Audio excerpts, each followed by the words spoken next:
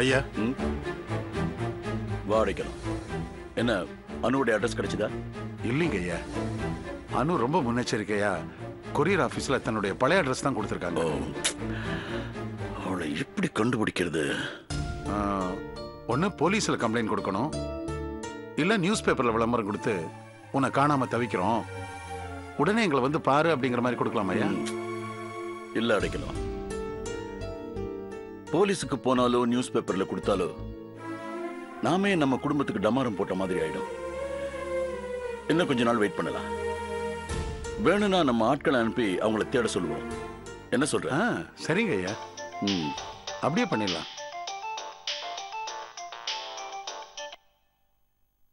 Hello, சொல்லு வீரலட்சுமி. அனுவை தேடி கண்டுபிடிச்சிட்டீங்களா? இல்லையே, ஏன் கேக்குற? என்ன விஷயம்? இல்லங்க, வைஜுக்கு போன் பண்ணி பேசினேன். நீங்க அனுவுக்கு கல்யாணம் பண்ணி வைக்க போறதா சொன்னா. இப்பதாங்க அனு விஷயத்துல ஒரு நல்ல முடிவு எடுத்திருக்கீங்க. அவளுக்கு ஒரு கல்யாணத்தை பண்ணி வச்சுட்டா அவளும் நிம்மதியா இருப்பா, நம்ம குடும்பமும் நிம்மதியா இருக்குங்க. உடனே அவளுக்கு ஒரு நல்ல வரனா பாக்கணுங்க. அதுக்கு என்ன வீரலட்சுமி, நான் இன்னைக்கே ஊருக்கு கிளம்பி வரேன், நேர்ல பேசிக்கலாம். சரிங்க, வாங்க. சரி.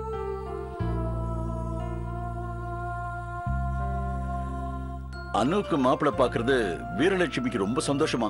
ஓ, எப்படியாவது அனுவை ஒதுக்கி விட்டணும்னு நினைக்கிறாங்க. என்னை பொறுத்த வரைக்கும் அனுக்கு ஒரு நல்லது நடந்தா சரி. சரி அடிக்கலாம். நான் இப்ப ஊருக்கு கிளம்புறேன். 4 நாள்ல திரும்பி வந்துருவேன். அனுவை தீவிரமா தேடி கண்டுபிடிப்போம். கண்டுபிடிச்சலாயா? சரி, போலாம்.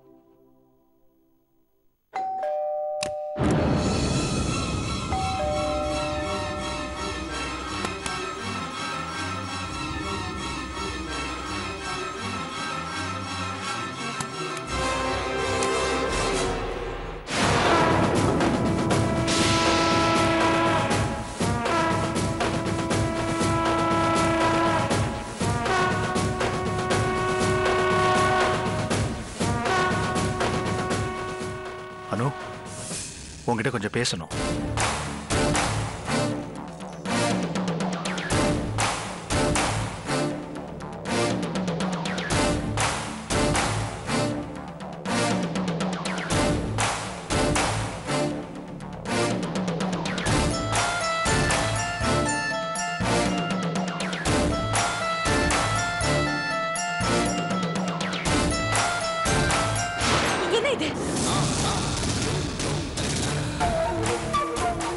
என்ன மன்னிச்சிடு. உன்னை செக்அப் பண்ண டாக்டர் லோன் விஷயமா என்ன பார்க்க வந்திருந்தாங்க. அப்பதான் நீ பிரெக்னன்ட் ஆன விஷயமே எனக்கு தெரிஞ்சது. நேத்து ஜமீன் வீட்டுக்கு வந்திருந்தாரு. அந்த விஷயம் எனக்கு தெரியும். சித்தி உங்ககிட்ட போன்ல பேசினதை நானும் கேட்டேன். டாக்டர் விஷயத்த சொன்னதும் என் தலையில இடி விழுந்த மாதிரி ஆயிடுச்சு. அப்பதான் எனக்கு தெரிய வந்துச்சு உன்னோட திட்டம் என்னன்னு. இத பாரு ப்ளீஸ். நான், ராதா, என் பொண்ணு எல்லாரும் சந்தோஷமா இருக்கும். நீ குழந்தையோட வந்து நின்று என் லைஃபை கெடுத்துறாது. இப்ப என்ன சொல்ல வரீங்க? அனு ப்ளீஸ், நீ என் வாழ்க்கையோட விளையாடினதெல்லாம் போதும். தயவு செஞ்சு எங்களை நிம்மதியா வாழ விடு. அதுக்கு நான் என்ன பண்ணணும்னு கேக்குறேன். உனக்கு எதுக்கு குழந்தை? அதை அழிச்சிரு. என்னால உனக்கு எவ்வளவு பணம் தர முடியுமோ தரேன். தயவு செஞ்சு நீ வேற எங்கேயாவது போயிடு. எங்களை நிம்மதியா இருக்க விடு ப்ளீஸ். நல்லா இருக்குங்க, நல்லா இருக்கு. நீங்க உங்க பொண்டாட்டி பிள்ளையோட சந்தோஷமா இருக்கணும். நான் நீங்க தர்ற பணத்தை வாங்கிக்கிட்டு எங்கேயாச்சும் ஓடிடணுமா? இப்படி சொல்றதுக்கு உங்களுக்கு வெக்கமா இல்ல? இந்த அணுவோட உடம்புல இருக்கிற ஒவ்வொரு அணுவும் இப்பவும் விச்சு விச்சுன்னு உங்க பேர் தான் சொல்லிக்கிட்டு இருக்கு. நீங்க என்ன துச்சமா தூக்கி போட்டுட்டு போயிருக்கலாம். ஆனா கடவுளோட கணக்கு வேறையா இருந்ததே. நீங்க போயிட்டாலும் உங்க வாரிசு சுமக்க வச்சு என்னைக்கும் நீங்க எனக்கு மட்டும்தான் சொந்தம்னு அவன் முடிவு பண்ணிட்டானே. நீங்கெல்லாம் ஒரே குடும்பமா இருக்கணும், நானும் பிறக்க போற என் குழந்தையும் அனாதை தெரியணுமா? நான் கன்சீவா இருக்கிற விஷயம் உங்களுக்கு முன்னாடியே தெரிஞ்சிருந்தா ஏதாவது பண்ணி கருவிலேயே என்னோட குழந்தைய அழிச்சிருப்பீங்கன்னு எனக்கு தெரியும். அதனாலதான் முடிஞ்ச வரைக்கும் சமாளிச்சேன். இனி முடியாதுன்றப்ப வீட்டை வித்துட்டு யாருக்கும் தெரியக்கூடாதுன்னு இங்க வந்து தங்கிட்டு இருக்கேன். குழந்தை பிறந்ததும் சர்ப்ரைஸா உங்க முன்னாடி வந்து நிக்கலாம்னு நினைச்சேன். விதி இப்பவே உங்களை என் முன்னாடி கொண்டு வந்து நிறுத்திருச்சு. அதனால என்ன, என்னைக்கா இருந்தாலும் தெரிய போறதுதானே.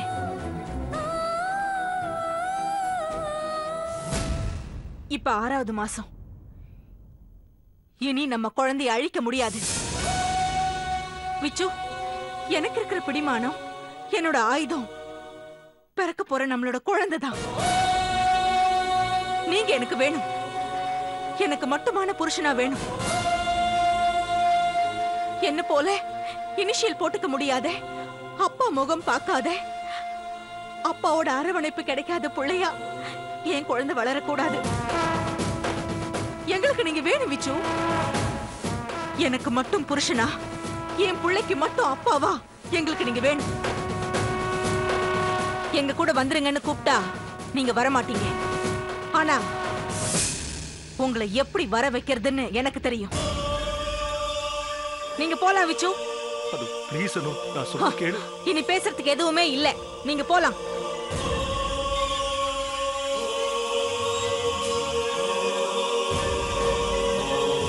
அனு, நல்லா யோசிச்சு பாரு ப்ளீஸ்.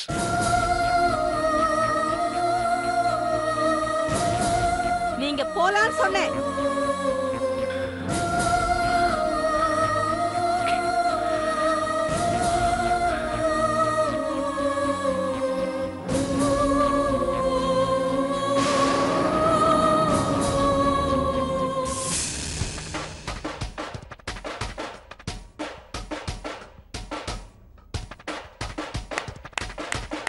Super super. மனசுல தோணுனதெல்லாம் பட்டு பட்டுன்னு புட்டு புட்டு வச்சுட்ட. மனுஷன் அப்படியே ஆடி போயிட்டாரு. தொங்கணத்தால நிமிரவே இல்லையே. இப்ப நம்பிக்கை வந்துருச்சு. விசு உன் பக்கம் இழுத்துருவேன். ஆனா எனக்கு ஒரு சந்தேகம். ஜமீன் முதற்கொண்டு அத்தனை பேரையும் கூப்பிட்டு வச்சு உனக்கு முன்னால அவன் ஒப்பார வச்சுட்டானா, உன் பக்கம் வர வேண்டிய சிம்பத்தி எல்லாம் அவன் பக்கம் திரும்பிடுமே. அப்படி ஒரு நிலைமை வந்தா நீ என்ன பண்ணுவ? எந்த ஒரு நிலைமை வந்தாலும் விச்சுவை அடையறதுக்கு நான் எதையும் பண்ணுவேன். ஜமீனே நினைச்சாலும், ஏன் அந்த கடவுளே நினைச்சாலும் நான் விச்சுவை அடையறதை யாராலையும் தடுக்க முடியாது.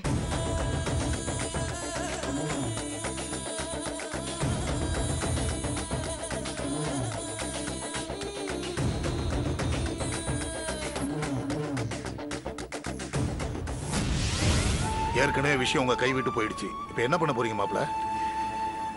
தெரியல மாமா. வர ஆத்திரத்துக்கு அவ கழுத்தை நடிச்சு கொல்லணும்னு தோணுது. என்ன பேச்சு பேசுறீங்க நீங்க? முன்னாடியாவது அவ தனி மரம், இப்போ ஜமீனோட வாரிசு அவ. ஜமீன் உங்களை சும்மா விட்டுருவாரா? அணுவை கொண்டுட்டு நீங்க ஜெயிலுக்கு போக போறீங்களா? அதனால உங்களுக்கும் உங்க பொண்டாட்டி பிள்ளைக்கும் என்ன கிடைக்க போகுது? இனி நீங்க அணுவை எதுவும் பண்ண முடியாது. கடவுள் மேல பாரத்தை போட்டுட்டு நடக்க போறதை ஏத்துக்கிற மனப்பக்குவத்துக்கு வந்துருங்க. அணு மறுபடியும் சதி வேலை பண்ணி வாழ்க்கையில ஜெயிச்சிட முடியும்னு நினைச்சுக்கிட்டு இருக்கா. தெய்வ சக்தின்னு ஒண்ணு இருந்தா நியாயம் தான் ஜெயிக்குமாப்ல. எது வந்தாலும் ஒரு கை பார்த்துடலாம். நீங்க தைரியமா வீட்டுக்கு போங்க. இல்ல மாமா, எனக்கு பயமா இருக்கு அவளை நினைச்சா. தைரியமா வீட்டுக்கு போங்க மாப்ள. போங்கன்னு சொல்றல, எது வந்தாலும் பாத்துக்கலாம், போங்க.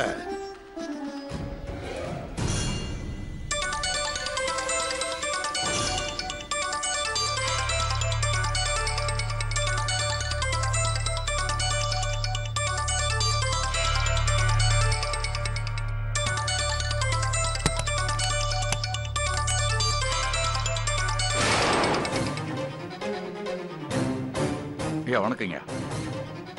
வணக்கம் ஜெய். உன்கிட்ட இருந்து போன் வரும்னு எதிர்பார்த்துக்கிட்டே இருக்க, நீ பேச மாட்டேங்கிறியே. ஐயா, அணு வீட்டை தேடி கண்டுபிடிச்சு இப்பதான் செட்டில் ஆயிருக்கேன். ஆதாரத்தை நேரம் கிடைக்கும் போதெல்லாம் தேடிட்டு தான் இருக்கேன். இன்னும் கண்ணில் அகப்படல. இதே தேடிட்டு இருந்தா அணுக்கு சந்தேகம் வந்துடும். அதனால நம்ம காரியம் கெட்டு போடுங்க. கொஞ்சம் பொறுமையா இருங்க. நான் பொறுமையா காத்துக்கிட்டு இருக்கேன். ஆனா எனக்கு எதிரானதுன்னா அது உனக்கும் எதிரானதுதான். அத மட்டும் ஞாபகத்துல வச்சுக்க. அதெல்லாம் ஞாபகம் இருக்குங்க. எவ்வளவு சீக்கிரம் ஆதாரத்தை எடுத்துட்டு வர முடியுமோ அவ்வளவு சீக்கிரம் எடுத்துட்டு வரேன். சரி, நான் சென்னையில என்னோட கெஸ்ட் ஹவுஸ்ல தான் இருக்கேன். எப்ப வேணாலும் நீ என்ன வந்து பார்க்கலாம். ஓ அப்படிங்களா? சரிங்க, நான் வந்துடுறேன். சரி வா.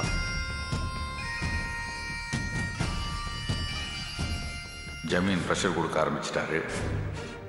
நான் எப்படியாவது ஆதாரத்தை கண்டுபிடிச்சாகணுமே.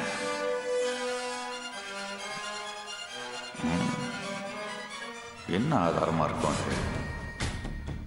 எப்படி கண்டுபிடிக்கிறது?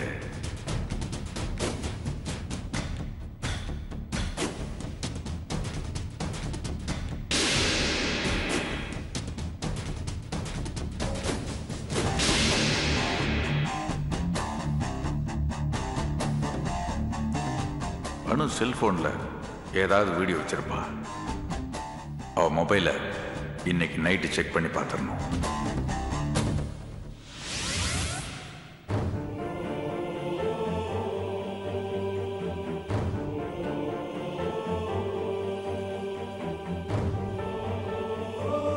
விசு நில்லுடா.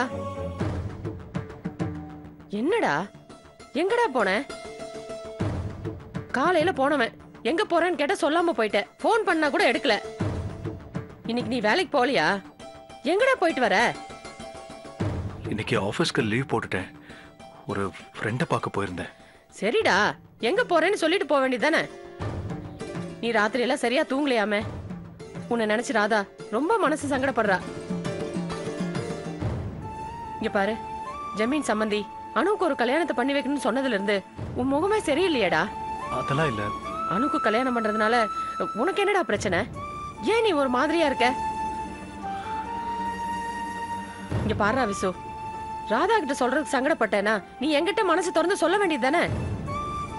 அனுக்கு கல்யாண ஏற்பாடுன்னு சொன்னோன்னே இனி அவளால எந்த தொந்தரவும் வராதுன்னு ராதா நினைக்கிறா.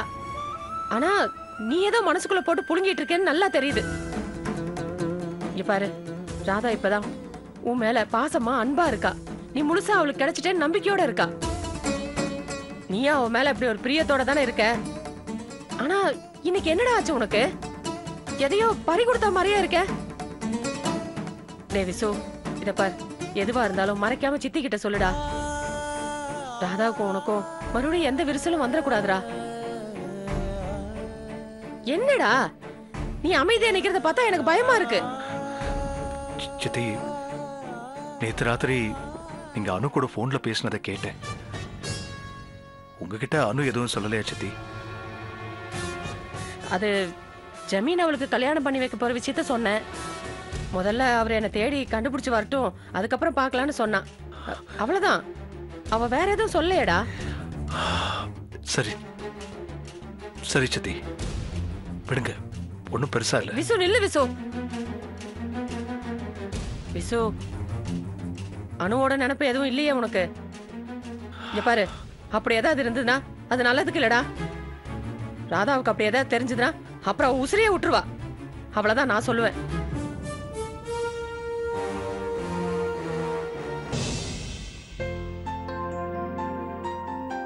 இவங்க எல்லாரும் உங்க அந்தஸ்துக்கு தகுதியானவங்க தான். இதுல உங்களுக்கு எந்த வரன் பிடிச்சிருக்குன்னு சொல்லுங்க, பேசி முடிச்சிடலாம். இத பாருங்க ஜோசியரே, எனக்கு அந்தஸ்து வசதி எல்லாம் முக்கியம்தான். ஆனா அதை விட முக்கியம் என் பொண்ணை நல்லா வச்சு வாழணும். ஆமா, அவளை பத்தின எல்லா விவரத்தையும் மறைக்காம சொல்லிட்டீங்கல்ல? சொல்லிட்டேன். என்கிட்ட இருக்கிற சொத்துக்கு ஆசைப்பட்டு இன்னைக்கு எல்லாத்துக்கும் சரி சரின்னு தலையாட்டிட்டு அப்புறம் அவளை கொடுமைப்படுத்தினா நான் வேடிக்கை பார்த்துட்டு சும்மா இருக்க மாட்டேன். அந்த கவலை எல்லாம் உங்களுக்கு வேண்டாம். மூணுமே முத்தான வரன்கள். யார் வேணும்னு முடிவு பண்ணுங்க, பேசி முடிச்சிடலாம். அப்பா, ஆமா, நல்ல நேரத்தில் தான் வந்திருக்க. உனக்கு தான் வரன் பார்த்துட்டு இருக்க. அப்பா, நான் யாரையும் கல்யாணம் பண்ணிக்க முடியாதுப்பா. என்னம்மா சொல்ற? நான் விசுவோட குழந்தைய வயித்துல சுமந்துட்டு இருக்கேன்ப்பா. நான் எப்படி இன்னொருத்தர் கல்யாணம் பண்ணிக்க முடியும்?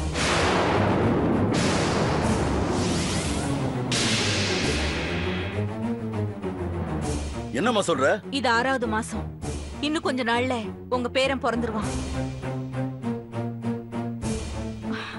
நான் ஏன்பா வீட்டை வித்துட்டு தலைமறைவா இருந்தேன்? இந்த விஷயம் தெரிஞ்சா விசு கருவிலேயே என் குழந்தைய அழிக்க பாப்பாரு. அவர் இப்ப ரொம்ப நல்லவரா மாறி பொண்டாட்டி தம் பொண்ணுன்னு செட்டில் ஆயிட்டாரு. இந்த விஷயம் வெளியே தெரிஞ்சா தம் பேரு கெட்டுடுன்னு பயப்படுவாரு.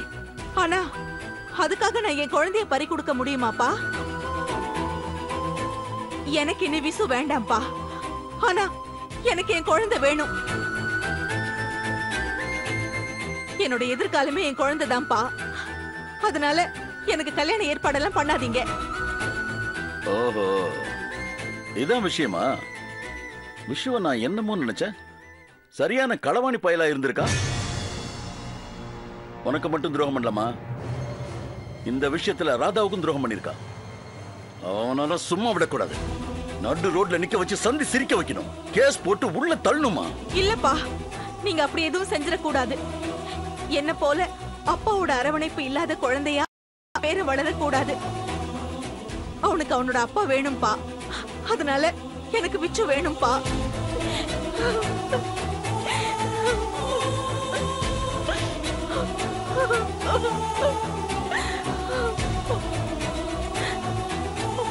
ஜெய் விஸ்வநாதா!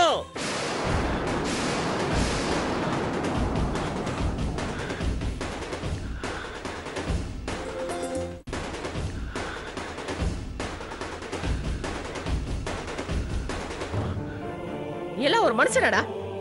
உன்னை மன்னிச்சு ராதா சேர்த்துக்கிட்டா பாரு. அவ தலையில மண்ணலி போட்டியடா. ராதாக்கு மறுபடியும் துரோகம் நினைச்சல, நீ நல்லாவே இருக்க மாட்டடா. இன்னும் ஏன்டா நிக்கிற? போ. அனுக்கு புருஷனாவோ அவ குழந்தைக்கு அப்பனா இருக்கணும்னு தான் உன் தலையெழுத்துல இருந்ததுன்னா யாரால அதை மாத்த முடியும்? எங்க கண்ணு முன்னாடி நிக்காத. மரியாதை இங்க இருந்து போ. போ போய் அவ காலடியிலே விழுந்து கடை. எப்படி மாமா? எல்லாம் தெரிஞ்சும் அந்த அனுவோட வழியில போய் எப்படி விழுந்தீங்க?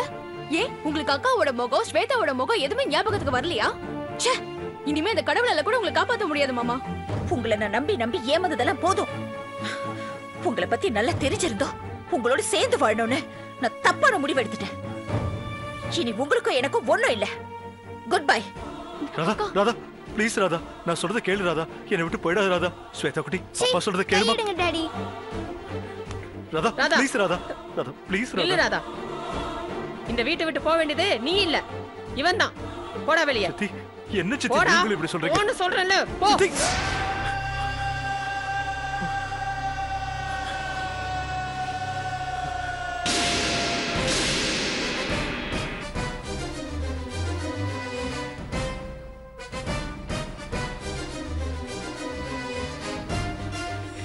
என்னை யாரும் மன்னிக்க போறதில்ல. எனக்கு கிடைக்க போறது அவமானமோ அசிங்கமும் தான். ராதாவையும் குழந்தையும் பிரிஞ்ச என்னால வாழவும் முடியாது. நான் உயிர் வாழக்கூடாது. நான் உயிர் வாழக்கூடாது.